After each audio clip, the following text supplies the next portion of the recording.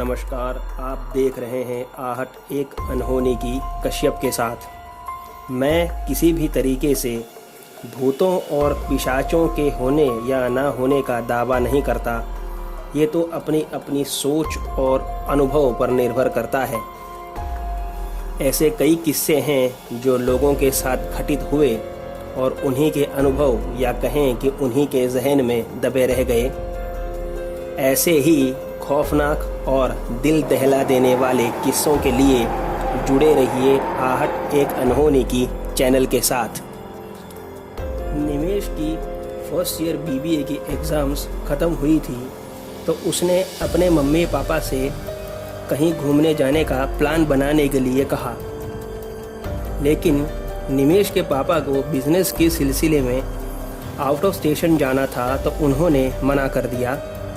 तब उसकी मम्मी ने उसे सलाह दी कि तुम खुद गांव क्यों नहीं चले जाते, अपने घर का रेनोवेशन करवा दो और अपना गांव गोवा में आता है, अच्छे बीचेस हैं, नज़दीक में आराम से घूम फिर भी सकते हो।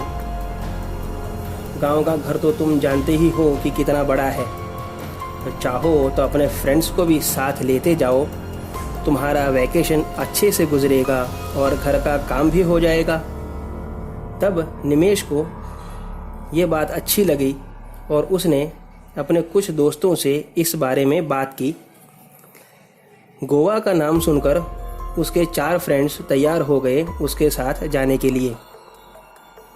तब निमेश ड्राइवर को साथ रखकर अपनी गाड़ी में अपने गांव जाने के लिए निकला। सुबह जल्दी निकलने पर शाम होते होते निमेश अपने दोस्तों के साथ गांव पहुंच गया था। गांव का घर काफ़ी बड़ा था और सारे दोस्तों को बहुत पसंद भी आया। घर के नौकर ने साफ सफाई पहले ही करवा दी थी और सबको पूछ के उसने शाम का भोजन भी बना दिया। जब सभी लोग खाना खा के फ्री हो गए तब गप सड़ाका लगाने लगे। तभी निमेश ने कुक से पूछा कि भैया हमें कल घूमने जाना है तो हमें थोड़ा गाइड कर दीजिए कि कहाँ जाएं और कौन कौन सी जगह घूमने लायक है। तब कुक ने बताया कि बाबा यहाँ आप पूरा गांव घूमने जा सकते हो। पूरा गांव समुंदर के किनारे पर ही है, आपको अच्छा ही लगेगा। बस रात के समय बंगलों के पीछे वाले बगीचे में मत जाइएगा। दिन में जा सकते हैं लेकिन रात को किसी भी हालत में मत जाना। तब अरविंद ने पूछा कि क्यों नहीं जाना है बगीचे में, ऐसा क्या है वहाँ पर कि रात को नहीं जा सकते। तब कुक ने बात टालते हुए कहा कि बगीचे में रात को वैसे भी नहीं जाना चाहिए, पेड़ पौधे सो रहे होते हैं। तब सभी लोग उस पर जोर जोर से हंसने लगे। रात को जब सभी लोग अपने अपने कमरे में गए तब निमेश और गोलू एक ही कमरे में बैठे थे। दोनों नींद ना आने की वजह से बातें कर रहे थे। तभी अचानक गोलू की नज़र खिड़की के बाहर गई, जहां उसने देखा कि एक औरत लाल साड़ी पहने हुए थी और पीपल के पेड़ पर झूला झूल रही थी। उसने तुरंत निमेश को बताया कि देख, वो औरत इतनी रात को कैसे झूला झूल रही है और कुक अंकल अपने को मना कर रहे थे कि बगीचे में मत जाना। अरे यार, उनका नाम अभिराम चाचा है, मैं उनका नाम नहीं लेना पसंद करता, इसके लिए उन्हें कुक अंकल कहता हूँ या कभी कभी भैया कह देता हूँ। निमेश ने कहा, होगा यार, नाम से मतलब नहीं है, मैं सिर्फ ये जानना चाहता हूँ कि ये आंटी झूला खा सकती हैं तो हमको क्यों मना कर रहे थे। गोलू ने कहा। तब निमेश ने कहा कि हाँ, बात तो सही है, बगीचा तो हमारा है, फिर हम क्यों नहीं जा सकते वहाँ पर। ऐसा कहकर दोनों किसी को बताए बगैर सीधा गार्डन जाने के लिए निकलते हैं। और जैसे ही दोनों गार्डन में पहुंचते हैं, वहां कोई झूला नहीं था और वह औरत भी उनको दिखाई नहीं दी। तब दोनों वहां रुके बगैर वापस आ गए अपने कमरे में और सो गए।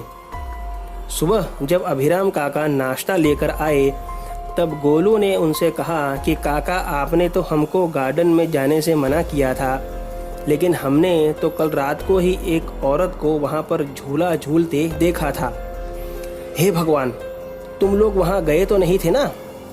अभिराम काका चिंता में चिल्लाए। तब निमेश ने कहा कि हाँ, हम गए तो थे, लेकिन वहां कोई था नहीं, तो हमें लगा वो हमें देखकर चली गई होगी, तो हम वापस आ गए। तब अभि काका ने कहा कि बाबा, मैंने आपसे मना किया था ना कि आपको वहाँ नहीं जाना है, तो फिर आप क्यों गए वहाँ पर? तब अरविंद और चंद्रेश ने भी अभि काका से पूछा कि ऐसा क्या है कि वहाँ हम नहीं जा सकते, वो जगह तो अपनी ही है ना निमेश। तब अभि काका ने कहा कि सारी चीज़ें हमारी मालिकी में नहीं होती हैं बाबा, ये एक पिशाचिनी है और आपका नसीब था कि आप बच गए, अब कभी वहाँ जाना मत। तब सभी लोग अभि काका के ऊपर हंसने लगे और कहा कि काका, भूत प्रेत जैसा कुछ नहीं होता है। ऐसा कहकर उन लोगों ने बात को ही टाल दिया और सभी लोग उस दिन घूमने चले गए। बीचीज घूमते घूमते उन लोगों को शाम हो गई। शाम को घर वापस आने के बाद फिर से खाना खाकर सभी लोग चकल्लस कर रहे थे। तब अरविंद ने कहा कि अगर तुमने उस औरत को कल देखा था तो वो शायद आज भी आएगी, तो चलो उसका पीछा करते हैं। आज देखते हैं कि किसके घर की है वो और रात को क्यों आती है हमारे गार्डन में। सभी लोग रात को निमेश के ही कमरे में रुक गए, क्योंकि निमेश के ही कमरे से वह पीपल का पेड़ दिखता था। रात के समय वापिस उन सभी लोगों ने उस औरत को पीपल के पेड़ पर झूला झूलते हुए देखा। तब सभी वहां से तुरंत गार्डन दौड़े उसे पकड़ने के लिए, लेकिन वहां जाने पर उन्हें कोई नजर नहीं आया। तब सभी निराश हो गए और वापस आने लगे। उसी वक्त फिर से वह औरत झूला झूल रही थी और अचानक से झूले से गायब होकर पेड़ पर जाकर बैठ गई। ये देखकर सभी लोग डर गए और कुछ भी बोल नहीं पा रहे थे। यहाँ तक कि उनकी वहाँ से भागने की भी हिम्मत नहीं हो रही थी। तभी वह पिशाचिनी सीधा अरविंद के पास खड़ी मिली और उसका गला दबाकर गुर्राते हुए अपने साथ लेके जाने लगी।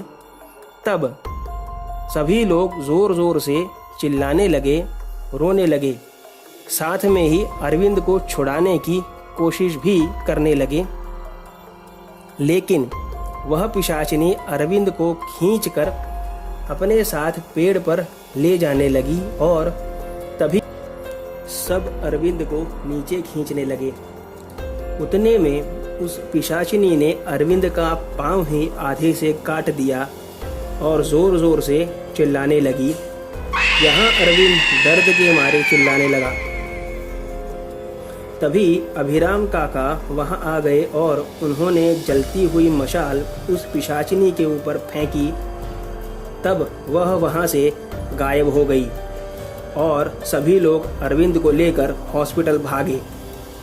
अरविंद की जान तो बच गई, लेकिन उसे बड़ों की बात ना मानने की बड़ी कीमत चुकानी पड़ी। तो दोस्तों, कैसी लगी आपको आज की कहानी, मुझे कमेंट बॉक्स में ज़रूर बताइएगा। तो मिलते हैं अगली कहानी में, तब तक stay home, stay safe, thank you.